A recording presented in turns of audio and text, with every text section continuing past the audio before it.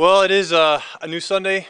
It is a new month this Sunday, and so we're going to start a new hymn of the month.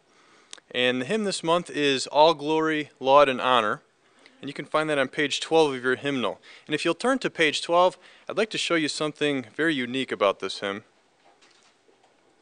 Page 12 in your hymnal. If you look right underneath the title,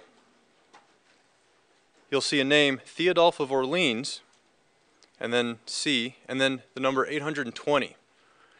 This hymn was written in the year 820, almost 1,200 years ago. And that's not the case for many of the hymns that we sing.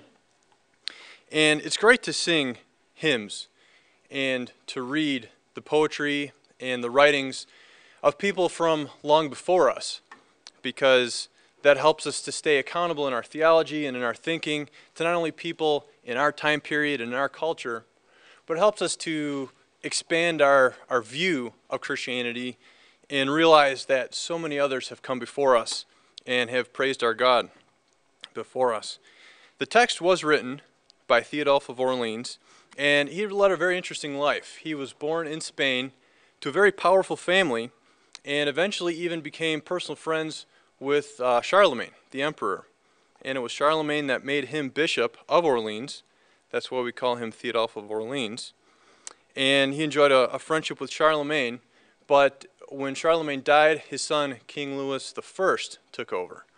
And he was not as big of a fan of St. Theodulph and threw him in prison. He suspected St. Theodulph of not being loyal to him as king. And it was in prison that St. Theodulph wrote these words. The translation, you see next to St. Theodulph's name, you'll see another name, John Neale. And that was because the text was originally written in Latin, and it was actually originally 78 verses long. It's up to you. That might take us 39 years. And Neale, he was a poet himself, and 1,000 years after it was written, he was so impressed with this text that he translated it into the song that we have now and that we sing today. And even though you might not be familiar with his name, you're probably familiar with his work, because he also translated another very old hymn that we sing every year around Christmas time. He translated the hymn, O Come, Emmanuel.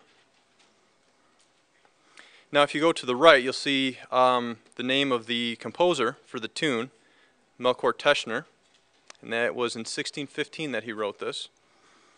And as we sing this hymn, those of you that love classical music might recognize this tune, because later Johann Sebastian Bach would borrow from this tune when he composed his oratorio, St. Matthew's Passion. Now, as I was studying the history of this hymn, something struck me. If you remember, he was put in prison, the author of this hymn, was put in prison by a king for suspicion of not being loyal. And while in prison, serving that sentence, he writes 78 verses giving all glory, laud, and honor to a Redeemer king. His earthly king imprisoned him, and he's praising his heavenly king for setting his spirit free. Because Jesus Christ is our king, and he's not just a king, but he's the King of Kings. And he's a Redeemer king. He's our Redeemer king. And so as we sing this hymn, let's be aware that we're lifting our voices with the Christians of 1,200 years in the past, giving all glory, laud, and honor to our Redeemer king.